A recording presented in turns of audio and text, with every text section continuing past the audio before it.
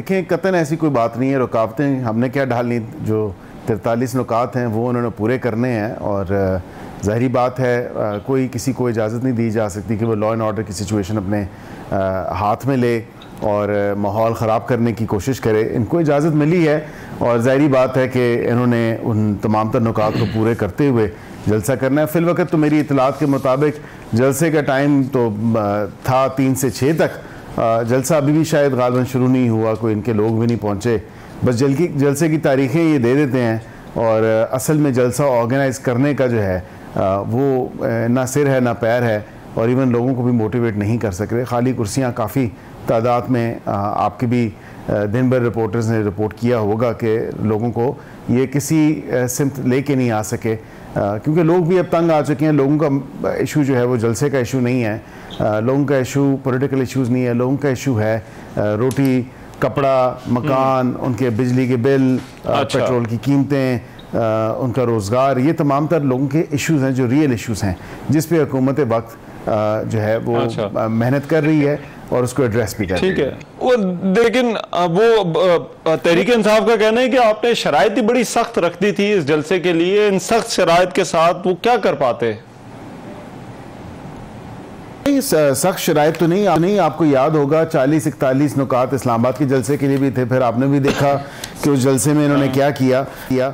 मेरे पास वो बिल्कुल मौजूद है और मैं आपको जो इनकी इजाज़त के हवाले से है वो भी आपको बता दूं कि उसमें तमाम तर वो पॉइंट्स हैं जो नॉर्मल पॉइंट्स होते हैं और वाक़तन कोई ऐसी बात नहीं है। जलसे में यही है कि एंटी स्टेट स्लोगनिंग नहीं करेंगे, आप तमाम तर चीज़ों को इंश्योर करेंगे कि किसी पौधे को, किसी जगह को, किसी शख्स को नुकसान ना पहुँचे।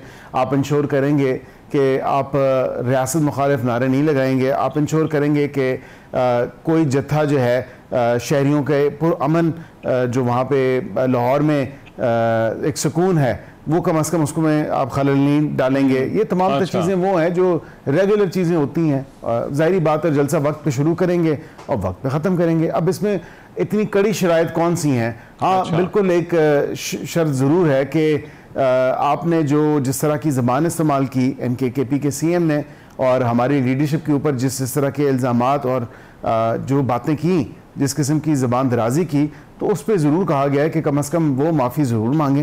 लेकिन अभी तक फ़िल वक़्त ना तो नदामत है ना ही कोई शर्म का जो है वो मेरे ख़्याल से शर्म नाम की ही चीज़ नहीं है, तो शर्म की दर से आनी है। बात तो ये है कि ख़वातीन के बारे में, ख़वातीन अगर सहाफ़ी भी हैं उनके बारे में भी, मैं तो लीडरशिप की बात नहीं कर रहा हूँ, जनरली खा वो ख़ातून सहाफ़ी हो या वो वज़ीर आला हो या कोई भी ख़ातून हो, किसी को ये इजाज़त नहीं है कि ख़वातीन के बारे में इतनी इस तरह की क्वेश्चनेबल लैंग्वेज इस्तेमाल करें। तो ज़ाहिरी बात है वो तो उनको इसलिए था कि आप कम अज़ कम इस पे पशेमानी या शर्मिंदगी का इजहार करते, लेकिन मेरे ख्याल से वो उनके दूर दूर से नहीं गुजरे। अच्छा, मुझे ज़रा ये बताइएगा, ये जो आईनी तरमीम वाला मामला है, आप इस सारे प्रोसेस में बड़ा क्लोजली इन्वॉल्व रहे हैं, तो मौलाना फजल रहमान ने जो कल बात की है उन्होंने कहा है कि वाज़ेह नहीं था कि मसवदे के अंदर है क्या। पीपल्स पार्टी का अपना मसवदा था, JUI ने अपना मसवदा बनाना था।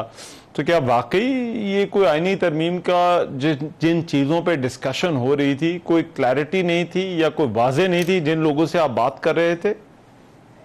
नहीं, देखिए कतर ऐसी बात नहीं है। मैं तो बड़ा क्लोजली उसके साथ पूरे प्रोसेस के साथ रहा हूँ और मैंने ऑन रिकॉर्ड भी कहा है कि हमारी लॉ रिफॉर्म्स कमेटी जो है उसको वज़ीर आज़म साहब खुद हेड करते हैं और ये हमारी मीटिंग्स जो हैं तकरीबन मार्च-अप्रैल से हमने सिलसिला शुरू किया है। वक्तन फ़वक्तन गाए बगाए ऑन एंड ऑफ इस पे डिस्कशंस होती नहीं हैं, किस तरह ये इस्लाहात लेके आनी है, किस तरह ये लॉ रिफॉर्म्स होंगे, किस तरह ये जुडिशल रिफॉर्म्स होंगे जो कि वक्त की ज़रूरत हैं। क्योंकि ये जुडिशरी अब जिस तरह नज़र आता है कि बहुत ज़्यादा पोलिटिसाइज हो चुका है सारा मामला और इज़्ज़त माब जज साहिबान शायद कुछ पार्टीज़ को फेवर करने के हवाले से जो बातें चल रही हैं, हम तो कहते हैं इंडिपेंडेंस ऑफ जुडिशरी के ऊपर बात होनी चाहिए और अदलिया की आज़ादी और ख़ुद मुख्तारी पे बात होनी चाहिए। तो उनको फर्दर स्ट्रेंथन करने की बात है। मसवदा बिल्कुल लॉ मिनिस्टर साहब ने तैयार किया और लॉ मिनिस्ट्री ने तैयार किया, कतन ऐसी कोई बात नहीं है। उनकी भी स्टेटमेंट को स्याह सबाक से हट के पेश किया गया और बताया गया कि शायद उनको भी पहली दफ़ा मिला है। कतन ऐसी कोई बात नहीं, हम लोग कितने अरसे से उस पर काम कर रहे हैं और मौलाना साहब को एक नहीं 2 दफ़ा उसकी तमाम तरह उनकी लीगल टीम के साथ ब्रीफिंग दी गई, सेलिएंट फीचर्स बताए गए। इसी तरह अपने इत्तेहादियों के साथ भी हमने तमाम तरह वो चीज़ें डिस्कशन थी, और डिस्कशन करने के बाद जो है हमने उनको बताया कि इसमें ये इस्लाहात हैं, ये तमाम चीज़ें हम इंट्रोड्यूस करवाना चाह रहे हैं, और इस चीज़ में इन तमाम चीज़ों में चेंजेस होंगे।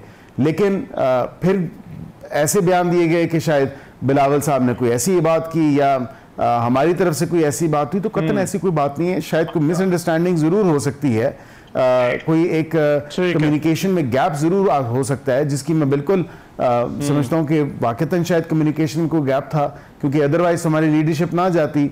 और ये तमाम तर चीज़ें इन प्रिंसिपल डिसाइड हुई थी कि हमने इन प्रिंसिपल जो है इन तमाम चीज़ों से एग्री करते हैं। उन्होंने कतई नहीं कहा कि वो आईनी अदालतों के ख़िलाफ़ हैं, और तमाम जमातें जो हैं इस पर मुत्तहद हैं, और तमाम जमातें इसी पे ही बात कर रही हैं। तो कतन ऐसे गलत तासुर दिया जा रहा है, और अभी जो मामला थे वो हम लोग उस पर बिल्कुल वर्क कर रहे हैं, और एक ब्रॉडर कंसेंसस के साथ इंशाल्लाह ये दोबारा टेबल। राइट, तो मुझे बताइएगा, हुकूमत अभी भी पुरुमीद है, होपफुल है कि ये तरमीम जो है वो पास हो जाएंगी? जी बिल्कुल, देखिए हमने साफ नीयत से काम शुरू किया हुआ है, और हम चाह रहे हैं, पॉज इसलिए किया हुआ है कि हम चाहते हैं कि एक ब्रॉडर कंसेंसस या कसरत राय से जो है इस चीज़ को पास करवाया जाए, और ये अवाम के मफाद में होनी चाहिए, ना कि किसी सियासी जमात के मफाद में। सो ज़ाहिरी बात है कि हम अपोजिशन के साथ भी बात कर रहे हैं, और उनके अगर कोई रिजर्वेशंस हैं उसको भी इंशाल्लाह दूर करेंगे, और कर भी रहे हैं। और अगर उनकी तरफ से कोई आरा आती है या इत्तेहादियों से भी कोई आरा आती है, तो ज़ाहिरी बात है उसको इनकॉर्पोरेट भी करेंगे, और वो रिफ्लेक्ट भी करेगी उस मुसवदे में जो फाइनल शक्ल अख्तियार करेगा। वो तमाम तर चीज़ें करने के बाद ही हम इसको फिर टेबल करेंगे। फिल वक्त ना तो हमें कोई जल्दी है, और ना ही किसी रश में हम कि इसको जल्द अज जल्द जो है उसको पेश कर दिया जाए। पिछली दफ़ा भी जो पेश हुआ मान साहब, वो ज़ाहिरी बात है कि एक इन प्रिंसिपल डिसीजन था, तो इजलास कॉल किया हुआ था, वरना ही तो हमें अगर ये पता होता कि इनको फर्दर क्लैरिफिकेशन हमारे अपोजिशन के पार्टीज़ को भी और इत्तेहादियों को भी चाहिए, तो ज़ाहिरी बात है हम इसको कभी भी इजलास ना बुलाते। इसको पहले इनसे डिस्कशंस जो डिटेल डिस्कशंस चल रही थी वो तमाम तर डिस्कशंस हमने की, लेकिन मैं समझता हूँ कि शायद फिर भी कोई अभाम रह गया होगा। तो इसमें कोई ऐसी बात नहीं, अभी हम ये इसमें काम कर रहे हैं, और जब ये फाइनलाइज हो जाएगा, सब तमाम फरीकैन की रिजर्वेशंस दूर हो जाएंगी, तो जाहिर बात है फिर इसको टेबल वो आप कह रहे हैं अभी भी उस पर काम हो रहा है। लेकिन ये जो स्पीकर के खत्म वाला मामला है, और उन्होंने पार्टी पोजीशन अपडेट कर दी है, तो इसका क्या मतलब लिया जाए कि हुकूमत ने या स्पीकर ने अदालती फैसले को इग्नोर कर दिया है? देखिए नहीं, उसमें इग्नोर करने वाली तो बात नहीं है। एक बात है कि ये तमाम तर मामला अब जो इलेक्शन कमीशन के पास चला गया, ये इलेक्शन कमीशन का इम्तहान है कि वो उसने आइन और कानून के साथ रहना है या किसी ऐसे फैसले की पासदारी में क्योंकि ये काम इलेक्शन कमीशन ऑफ पाकिस्तान का है कि सर्टिफिकेट जो मेंबरान है उनकी पार्टी एफिलिएशन के सर्टिफिकेट तो इलेक्शन कमीशन ऑफ पाकिस्तान जारी करती है। ये पहली दफ़ा हम देख रहे हैं कि एक अदारा जो है वो एक फैसले के थ्रू पार्टी सर्टिफिकेट्स भी तकसीम कर रहा है। ऐसी प्रैक्टिस नहीं होनी चाहिए। ज़ाहिरी बात है कि हमने भी हमारी जो सेपरेशन ऑफ पावर है या ट्राइकोटमी ऑफ पावर्स है, ज़ाहिरी बात है हमने उसमें पार्लियामान का एक अपना किरदार है, एक अपना रोल है। हमने भी कहा है कि हमारे इदारे के काम में जिस तरह की जो मुदाखलत कह लें या इंटरफेरेंस कह लें या ट्रांसग्रेस करके हमारी अथॉरिटी के ऊपर किया जा रहा है, तो वो भी कभी काबिल कबूल नहीं होगा। हमने भी कहा कि ये मेंबरान जो हैं हमारे जिन्होंने ओथ लिया हुआ था, तो वो कम से कम क्लियर करें, क्योंकि हमारे बनाए हुए कानून और उसके बाद फर्दर सेकंड अमेंडमेंट के बाद कोई जवाज़ नहीं रहता कि फैसला खा वो नजरिया ज़रूरत के तहत दिया गया हो या कंप्लीट जस्टिस के गार में दिया गया हो। तो ये कम से कम इस तरह नहीं हो सकता कि जो एक फैक्चुअल पोजीशन है कि दरख्वास्त गुजार कौन था, पार्टीज़ कौन कौन सी इज़्ज़त माब सुप्रीम कोर्ट के सामने थी और फिर फैसला किसके हक में आया, और वो भी आइन और कानून से हट के। तो ऐसी बात तो कभी भी एक्सेप्टेबल नहीं होगी, ना पार्लियामान को ना सियासी जमातों को। तो ये हमने कम से कम देखना है कि इलेक्शन कमीशन ऑफ पाकिस्तान अब इसमें क्या फैसला करती है। अब लास्टली ये जो प्रैक्टिस एंड प्रोसीजर ऑर्डिनेंस है, इसकी हुकूमत को क्या जरूरत पड़ गई? हुकूमत ने खुद ही तो इख्तियारात जो है वो कमेटी को दिए थे, और आप ही लोगों के जो है वो एतराज़ात थे, तहफ़्फ़ुज़ात थे जब जस्टिस सदा बंदयाल का टेन्योर था, तो उस वक्त जो है वो इन्हीं बेंचेस की तश्कील के हवाले से कि चीफ जस्टिस के पास ये इख्तियार होना चाहिए, नहीं होना चाहिए। तो अब हुकूमत को क्या इससे ज़रूरत पड़ गई कि फिर से इख्तियार जो है वो चीफ जस्टिस के पास चला गया? जी देखें, पहले भी जब हम प्रैक्टिस एंड प्रोसीजर एक्ट 2023 लेके आए थे तो जाहिर बात है अदालती इस्लाहात के हवाले से था, और कम अज़ कम ये इंश्योर उसमें ज़रूर करना था कि केसेस जो है किसी ताख़ीर का शिकार ना हो, और जो बेंचेस की कॉन्स्टिट्यूशन है, जो जिस तरह बेंच बनते हैं उसमें कम अज़ कम शफाफियत भी हो और वो जल्द से जल्द बने।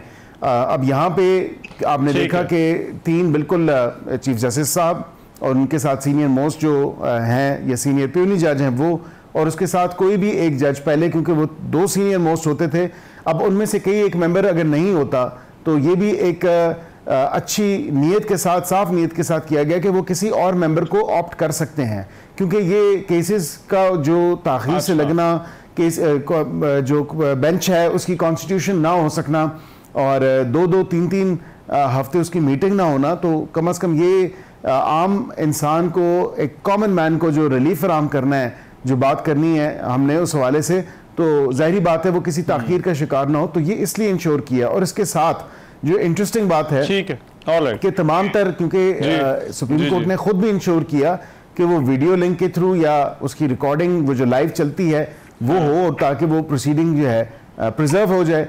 अब हमने भी इसमें ट्रांसक्रिप्ट और रिकॉर्डिंग का एक कानून के अंदर दे दिया, इस कानून के तहत, और हमने कहा कि जाहिर बात है कि उसका रिकॉर्ड मौजूद होना चाहिए और it should be available to anybody जो चाहे उसको देखना, ताकि justice must be seen to be done rather than कि हम प्रोसीडिंग्स ना दिखाएं, ताकि लोगों को पता हो कि अगर कोई केस टेकअप हुआ है उसमें प्रोसीडिंग्स अगर कंडक्ट हुई हैं तो वो किस किस्म की प्रोसीडिंग्स कंडक्ट हुई हैं।